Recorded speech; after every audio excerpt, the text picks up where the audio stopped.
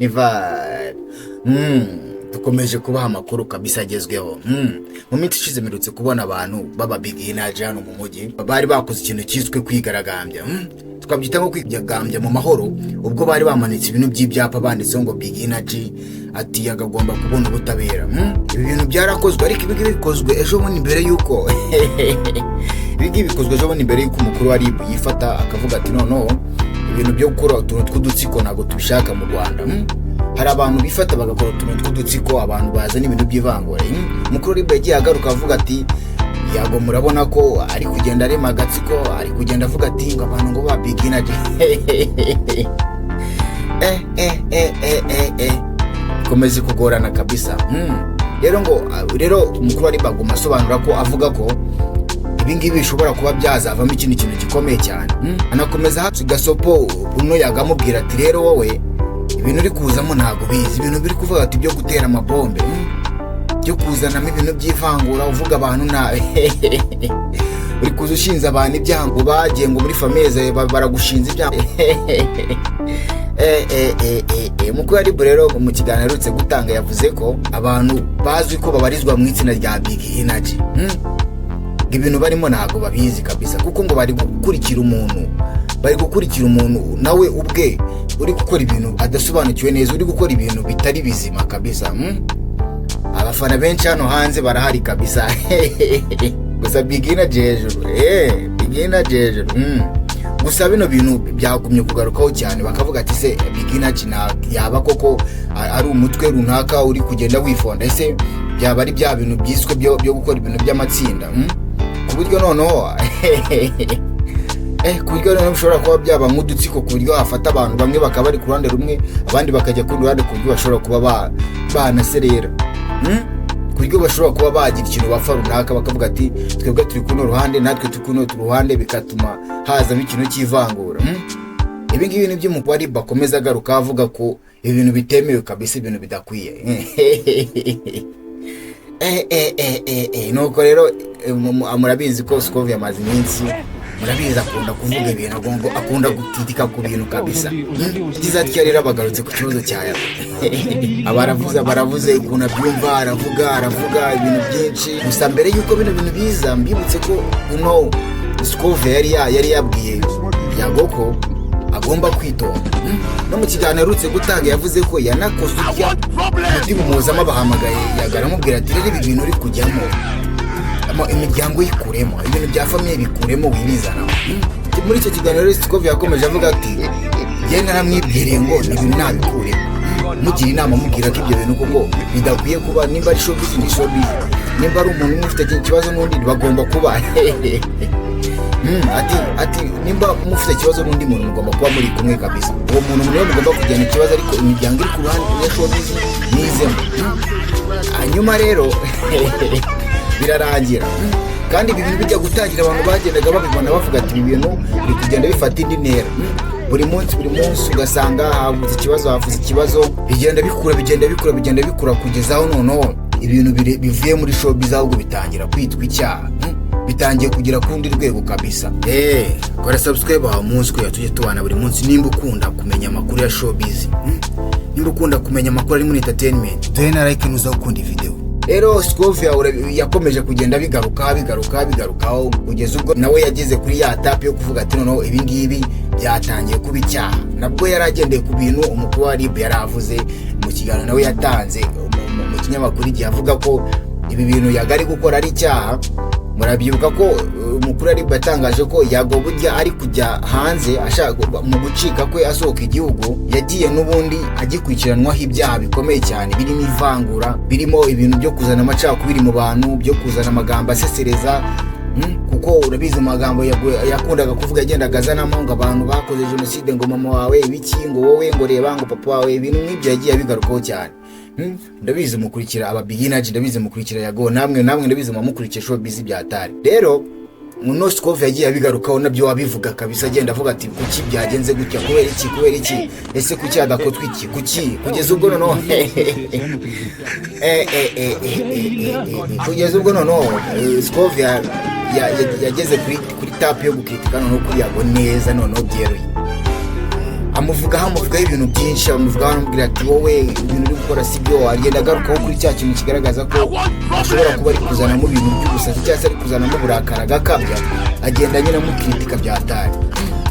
Yago rero sinzi nimba byaramubaje bya hatari. Ejo bundi umunyamakuru bitse kumuhamagara baramubajije ati Yago meze bite? Yago n'uburakari bwinshi avuga ati umunyamakuru ngo ni Scovia amaze kubyimba. Ati umunyamakuru ngo ni Scovia amaze kubyimba. Ati nabonye atangiye kumenyera ari kumvuga ngo gatasi ibyo nanyuzemo.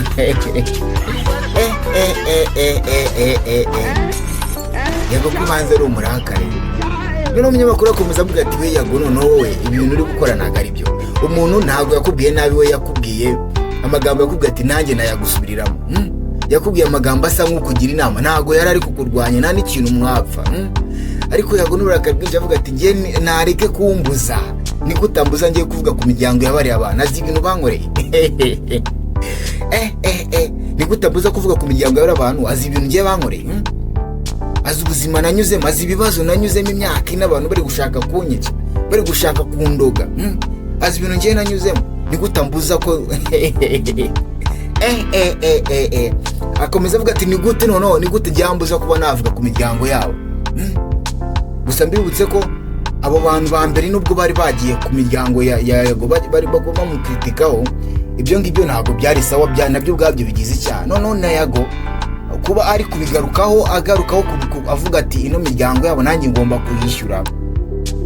Ibi ngibi ni ukwirengagiza ko ibya mbere bitari sawa, ni ukwirengagiza akavuga ati nanjye bankoreye icyaha none nanjye kajye bakorera. Ariko yirengagije ko ibya mbere ntabwo twabimenye. Ibya mbere byo kuri iyo famiye n'iki byabereye mu gikari, sibyo? Ariko ibi ngibi bindi byo biri hano hanze. Wo ari kuza hano kuri social media, ari kuza hano akavuga ati ngiye bangize gutya, nanjye imiryango yanyu imeze gutya. Ibyo turi kubona ni ibi ngibi, n'abantu ibyo bari kubona nuko ari kwinjira mu miryango yabo akababwira ibi, sibyo? Ariko ntabwo bivuze ko n'ibyo bishobora barabimubwiye, nibyo bashobora kuba baramubaniye nabi bakanawe bakamusesereza bakinjira mu miryango yiwe bakinjira muri famiye ye. Ariko aka kanya ibintu turi kureba ni ibintu biri hano bigaragara. Sasa rero akomeza atonganya Scovia ati wowe ntumenye, atumaze kubyimba, ati ubwo bitangiye kubona abaforowa, utangiye kubona abasabu, utangiye kumva uri umuntu ureze. Umuhungu yararakaye kabisa, umuhungu yajaje. Ejo bundi nibwo nari kugenda nyura mu mavideo yose ngenda nsacinga ngenda ndeba, siko nasanze umuntu bashobora kuba bafitanye ikibazo ari bake. Umuntu udafitanye ikibazo na Yago umuntu uzi ko adafitanye ikibazo na Yago, uwo muntu arakomeye kabisa. Uwo muntu nabaho afitanye ikibazo na Yereye, afitanye ikibazo n'abanyamakuru bose bakorana muri showbiz, afitanye ikibazo n'abahanzi, afitanye ikibazo n'aba DJ. Muze kugendekera muri comment abantu mugiye muzi badafitanye ikibazo, nabo buriya nuko wasanga atarabageraho mu mwandiko, nuko wasanga atarabageraho mu mwandiko, kuko buri muntu wese atavuze, sibyo? Ari je twaba tuzamwumva naye mu minsi iri imbere, kuko niba mwariye mukurikirana ino showbiz yagiye avuga abantu benshi bagiye bafitanye ibibazo, agiye avuga ati mfitanye ikibazo n'uyu muntu, wowe naragufashije, Christopher wowe. Uzi ko washobora kuba afite ikibazo n'abahanzi barenga 10. Ati naragutumiye mu kiganiro niwazo urambeshya, mbona wagiye ahandi gutana mukamujyanye ikibazo. Wowe ibyo birumvikana kabisa, ibyo nabyo birumvikana. Gusa kundi ruhande uno muhungu yari yararenganye, yaranababaye cyane, byanamubabaje cyane, sibyo? Ariko ari kwaktingana n'umujinya. Ni bya bindi biherutse kuba bimeze nka bya bindi biherutse kuba ku bahanzi bacu. Mu bahanzi bacu dukunda cyane barabanzi bo muri Kenya Trap, sinzi ura Ish Kevin hamwe n'ura muhanzi wundi nyibutsa bamwita guki, n'ura muhanzi wundi, undi muhanzi wari ufitanye beef we na hanyuma hamwe na Horix. Yari Ish Kevin na Horix bari ku ruhande rumwe, na Zio Trap ari ku rundi ruhande. Sasa rero hari ukuntu bagize atya witwa Horix abamubwiye akantu gatonya cyane, baramubwiye ati wowe baramusembura, kimusembura nibwo Zotrap yaje ari kuvuga ibintu bibi cyane, nawe yinjiye muri famiye y'umuntu, ari kuvuga ati ibintu bikomeye cyane. Muri ariya ndirimbo mwaragiye muyibona, iyo ndirimbo murabizi ko yatumye Anita Baribi ikamufata ikajya kumufunga bitewe n'uko we yaraje agaragaza umujinya yari afite. Yaraje noneho yinjira mu miryango atangira kuvuga ibintu bibi cyane. Iriya ndirimbo ndumva muyizi sibyo? Ariko ikintu bigaragaza hari ukuntu umuntu aza akakorera akantu k'akabazo, agakorera agakosa gatonya sibyo, agakorera agakosa runaka, hanyuma wowe noneho n'akababaro n'uburakari bwinshi akamera nk'ugusembuye, ukaza noneho ukaba wowe wakoreramo igikorwa kibi gitandukanye n'icyo we yakoze ikintu gitonya, ariko we kubera umuntu yagusembuye, yakuzamuriye kamere, yazamuye isukari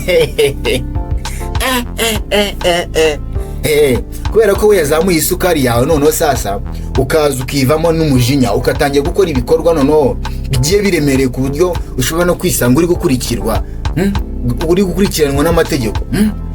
Bivuze ngo rero nyuma y'ibyo rero sasa yuko Scovia akomeje kuvuga, agenda abwira avuga kuri Yago nawe ahita amugarukira we Yago na ukuntu muri iyi minsi turi kumubona nta bintu by'imiyaga ari kuza ahita akubita hasi, wa mugani we yari akubita ibintu by'ibibombe, umuvuga nawe gukubita ikibombe, oye muvuga nawe nawe gukubita ari kubereka ko atarya iwabo kabisa, ari kubereka ko atarya imboga kabisa. Ibintu showbiz bikomeze kugorana kabisa, ibintu bikomeje hano kuba imihanda ikomeje kunyerera. Ibintu rero muragenda mubibona ko noneho nyuma yaho umukuru wa Libya yakomeje kugenda bivuga, agaragaza noneho uburyo ki ibintu biri kugenda bikora ikintu cy'icyaha. Atenda abigaruka avuga ati Yago ibintu ari gukora ubwabyo biri kugenda bigira icyaha, usibye ko yanaducitse turi kumukurikirana. Bivuze ngo aramutse agarutse yaza n'ubundi agakurikiranwa nk'uko byateguye hari inundi yagiye akiri gukurikirana. Bivuze ngo ashobora kugaruka yisanga n'undi bahita bamufata mu maboko ashobora kuza akahita yisanga mu maboko ataraye kabisa. Hanyuma rero sasa dukomeje kugenda tureba ibintu biri kugenda bibera hano hanze kabisa. Twajya kubona tubona Jackie apostinze ifoto ari kumwe n'umukunzi we n'umugabo umeze neza cyane.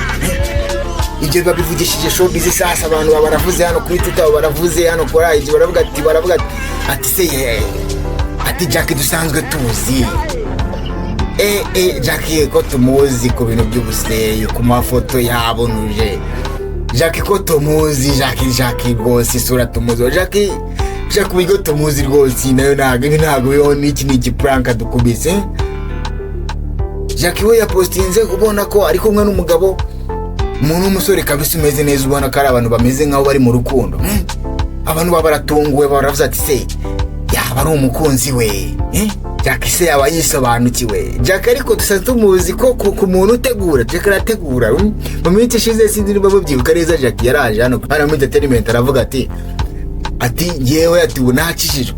Uwo munsi yari yambaye n'ibintu by'amakanzu, aravuga ati yewe ararira amarira arashoka, ati yewe ndababwiza ukuri ati yewe ndababwiza ukuri, ati nahindutse ngo ibintu byose nakoze ubu narakijijwe ati ubu narakijijwe, nahindutse undi muntu mushya.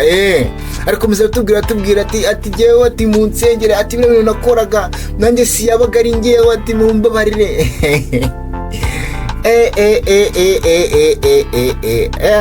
ariko bamukurikira ibi bintu. Nyuma yuko akomeje atubwira ati ngo mumbabarire narakijijwe, ati n'ubwo mugiye kumbona njya no gusenga kabisa, bune yandatangiye no kwambara n'ibintu byiza atakiri kwambara nyine kwa kuboro bambara babunuje nyine ari bisexo yabihinda ari kwambara ibintu koko, ukavuga ati n'umuntu koko ashobora kuba yakijijwe. Rero hadaciye kabiri twese tumubona mu indirimbo ya Baruki basohoye, tubonamo umuntu wiyambariye koko bya bindi bya Jackie wa kera, nubone utuntu tw'udukariso, utuntu ari kucuguza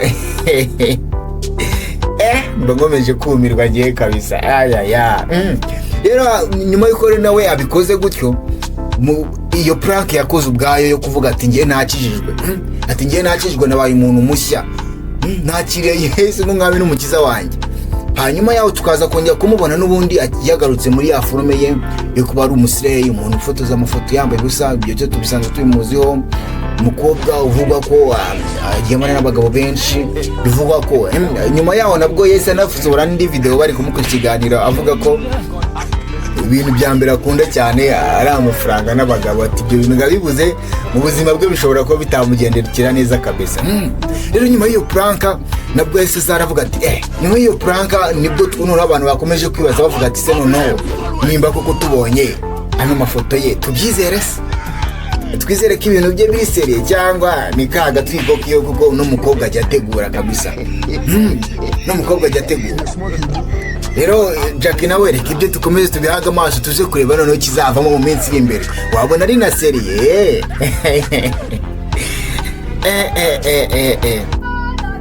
Gusa yagakomeje kuvugisha abantu imihanda kabisa.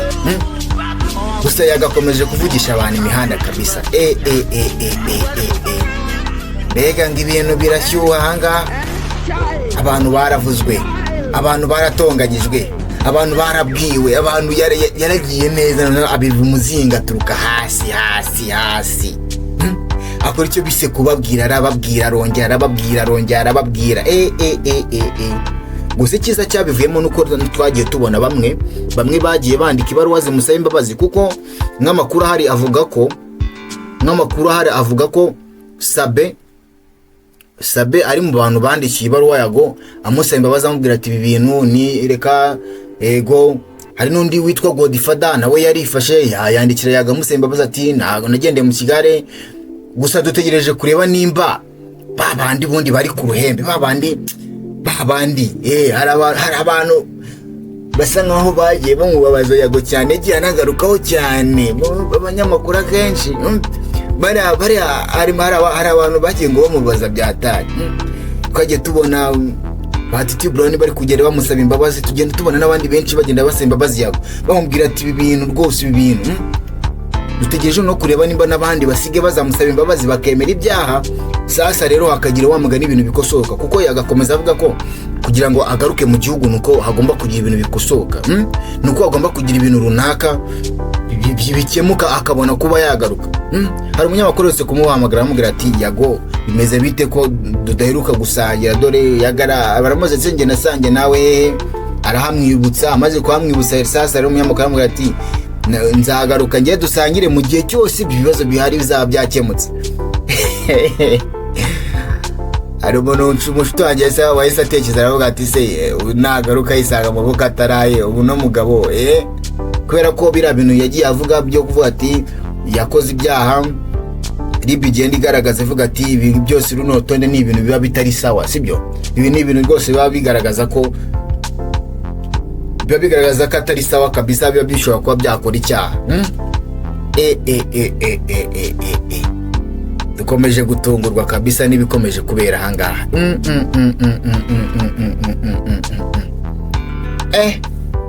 Ni vibe. Muri ni vibe kabisa, hano tuguha amakuru agezweho kabisa.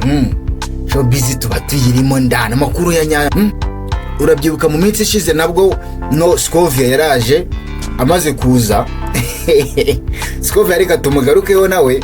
Mu minsi ishize Scovia yaraje aba aganiriye na RIB. Amaze kuganira nayo atangira kugenda no agaragaza buryo ki hari ibintu runaka yagiye ikora bagiye bagaragaza batari bakwiye kuba bavuga cyangwa se batari bakwiye kuba bagaragaza.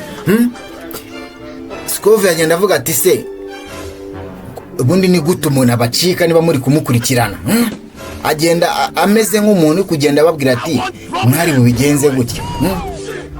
Ati dore hari gukorwa akantu k'agatsiko, sinzi nimba ari agatsiko kuko cyase ari abafana. Mu gihe yago ari gusobanura ati aba ni abafana banjye bitwira izina, sibyo? Ntago ari kuvuga nta gatsiko. None Scovia we agenda avuga ati nimba aba bantu bari kuza mukabihorera, abantu bakaza ku social medias bagatukana mukabihorera, bakavuga ibyo bashaka mukabihorera, ati ubwo ntihashobora kuba harimo nk'ikintu cy'uburangare kuba abantu bashobora kuba bari kuza bakikoresha ibyo bashatse ku nyungu zabo mukabareka. Niva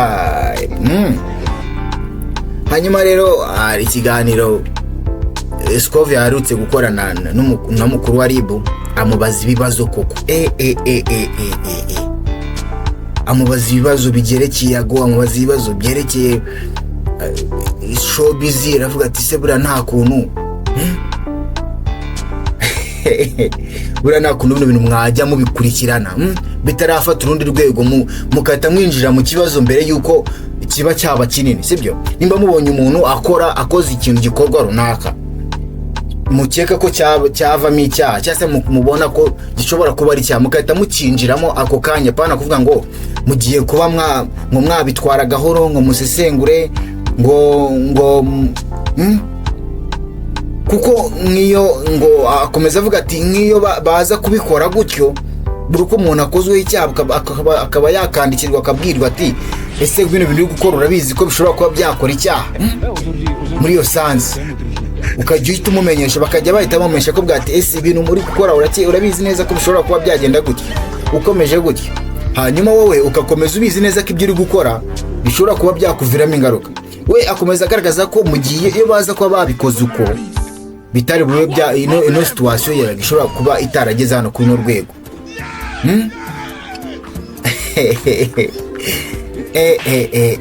Gusa umukuru ari nawe yasamuha urugero aramubwira ati ibyo ngibyo ntabwo byashoboka kubera ko hari igihe usanga abantu bari kwikorera ikintu bisa gatwiko. Iri jambo yakoresheje ntarikunze cyane, ese mbona ko no mugabo nawe ari urubyiruko kabisa, ni umusirimu. Ese vuga ati igihe ushobora gusanga abantu bari kwikinira ibintu bya prank, hari ukuntu winjira mu kibazo ugiye kubakurikirana uvuga ati ibi bintu mwakoze ntabwo ari byo bigize icyaha, hanyuma ugasanga abo bantu bo bakagusobanura ko ati twebwe iki ngiki yari prank, twagira ngo abantu baturebe, twagira ngo abantu dushaka gusohora indirimbo ngo mu gihe igera abahanzi babikoze, twashaka gusohora indirimbo kugira ngo abantu bazayirebe,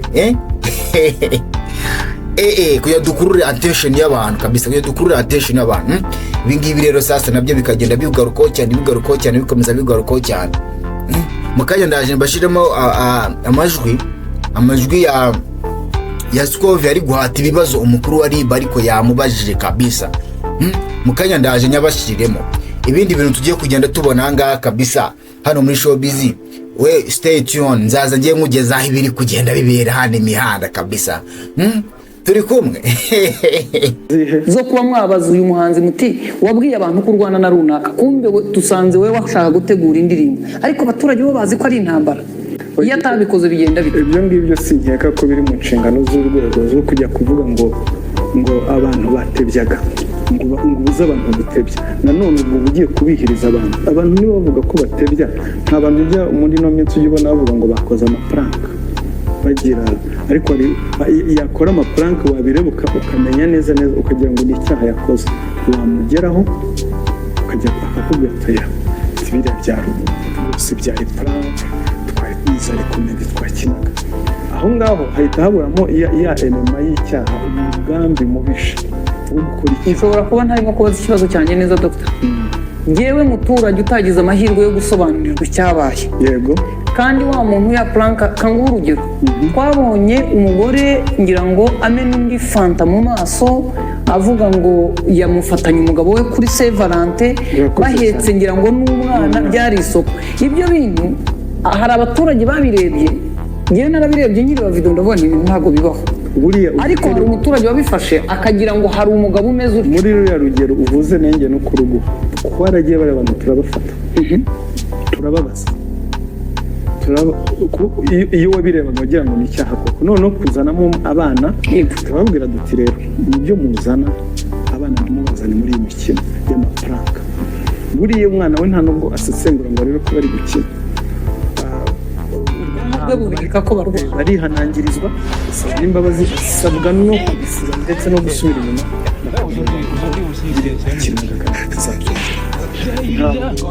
urabona social media ije ari icyo mu Rwanda, hariho abayikoresha basa nk'abirwanaho bashaka ubuzima, abo nibo ugenda uyobora neza ariko utababusikira, uragenda bayobora neza kugeza igihe iyi social media izaturyohereza ikaba entertainment nzima. Gusa ikindi mvuga, ubatangaje ibintu bakabitangaza ko aba bantu batari bashyamiranye ahubwo twaje gusanga bagira ngo muhore mubivuga inshingano wabitangaje n'ugomba gusubira kongera akabitangaza. Iyo ni ihame ry'umuntu wundi witangaje cyane rwose ntibibeshyeho aho wayibeshye niho uyivugururiza. ubu rero abahagaze mu mwuga wabo bahagararamo neza nyine byinshi. Reka wenda icyo tukiveho, wenda abantu bacyumve ko n'abakina iyo mikino baza gusigaranamo bajye bakina ntuza zabo ariko basigaranemo igika cyo kuza kubwira abantu ko byari ugukina, wenda babishyire ku musozo w'icyo bakora mu rwego rwo kugira ngo uwabirebye adahahamukiramo, ko ashobora kutabona inkuru ya kabiri yaguye mu ya mbere. Twigeze tugira ibyago hano by'umukinnyi umwe wakinaga filime yerekana nyine akina role y'ukuntu ari umuntu mubi, yinjiye mu bitaro umugore amukubise amaso ku bitaro hasi arahwera kubera ko aramubona mu ishusho yabonye ariko ntabwo ubwonko bwabashije kumubwira ko arimo gukina. Aha nubwo wenda iyi mikino izasiga hari za kajoriti nyinshi, intambara zose zigira ntuza, ngira ngo izi mbuga nkoranyambaga hari abantu zigomba guhitana hakazarokoka abaje nyuma. Reka dusubire ku kijyanye no gutukana noneho mu buryo bweruye. Ninde wemerewe gutukwa, ninde wemerewe gutuka? Nta n'uwemerewe kugira uwatuka, nta muntu. Amategeko ahana buri muntu wese abuza. Reka tubanze tuvuge abuza umuntu gutuka undi, akavuga ati gutuka umuntu mu ruhame ni iby'umuntu kana wabahamagara akavuga ati twatebyaga. Noneho ibi ngibi bikorewe rero mu mbuga nkoranyambaga, hariho nk'aho itegeko rivuga ngo kubuza amahwemo hakoreshejwe mudasobwa. Iri ni itegeko bavuga ngo umuntu wese ubigambiriye ni vibe. Wakoze kubana natwe rero, kuri subscribe nimba utarayikora udahena, reka niba bakunze iyi video dukomeze tubane. Ciao ciao, mugire ibihe byiza.